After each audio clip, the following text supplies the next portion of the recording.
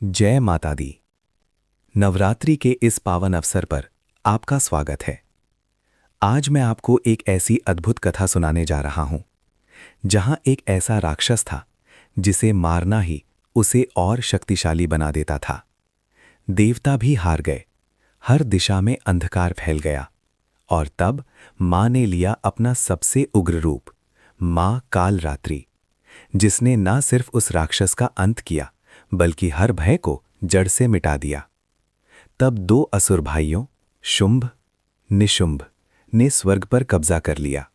देवता हार गए, चारों ओर अंधकार छा गया और उनकी सेना में था एक ऐसा राक्षस, रक्तबीज।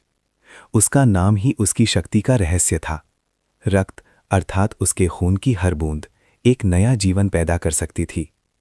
रक्तबीज ने कठोर तपस्या करके ब्रह्मा को प्रसन्न किया। ब्रह्मा ने उसे वरदान दिया, तुम्हारे रक्त की हर बूंद से एक नया रक्तबीज उत्पन्न होगा। यही वरदान उसे लगभग अमर बना देता था। रक्तबीज असुर राजा शुंभ निशुंभ का सेनापति बन गया। तीनों ने मिलकर देवताओं को हराया, स्वर्ग पर कब्जा किया, पृथ्वी पर अत्याचार फैलाया। देवता भयभीत हो गए। सभी देवता मिलकर मां दुर्गा के पास गए। हे मां, केवल आप ही हमें इस संकट से बचा सकती हैं। मां दुर्गा ने उनकी प्रार्थना स्वीकार की और अधर्म के नाश का संकल्प लिया। इन्हीं में से सबसे भयानक और शक्तिशाली रूप था मां कालरात्रि। उनका रंग काला था जैसे घोर अंधेरी रात, बाल खुले और बिखरे हुए, आंखें अग्नि की तरह जल रही थीं, सांसों से अग्नि निकल रही थी। उनका रूप देखकर असुर भी कांप उठे। युद्ध शुरू हुआ, कई असुर मारे गए, लेकिन जैसे ही रक्तबीज युद्ध में आया, सब कुछ बदल गया।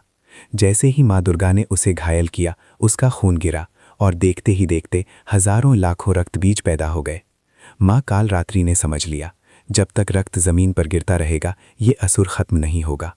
उन्होंने अपनी विशाल जीभ फैला दी और रक्तबीज का सारा खून जमीन पर गिरने से पहले ही पी लिया। अब कोई नया असुर पैदा नहीं हो सकता था। खून खत्म होते ही रक्तबीज कमजोर हो गया और मां कालरात्रि ने उसका वध कर दिया। इसके बाद मां दुर्गा ने शुंभ और निशुंभ का भी संहार कर दिया। अधर्म का अंत हो गया और धर्म की विजय हुई। देवताओं को स्वर्ग वापस मिला, चारों ओर प्रकाश फैल गया। मां कालरात्रि ने अपना उग्र रूप त्याग कर शांत स्वरूप धारण किया। मां कालरात्रि की पूजा नवरात्रि के 7वें दिन की जाती है। ये दिन भय से मुक्ति का प्रतीक है।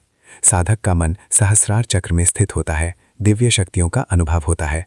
मां कालरात्रि को शुभंकारी कहा जाता है क्योंकि वे भय को दूर करती हैं, नकारात्मक ऊर्जा को नष्ट करती हैं, अपने भक्तों की रक्षा करती हैं। अगर आप भी मां कालरात्रि की कृपा चाहते हैं तो इस वीडियो को लाइक करें और कमेंट में लिखें जय माता दी, क्योंकि जहां मां का नाम लिया जाता है वहां हर डर खुद खत्म हो जाता है।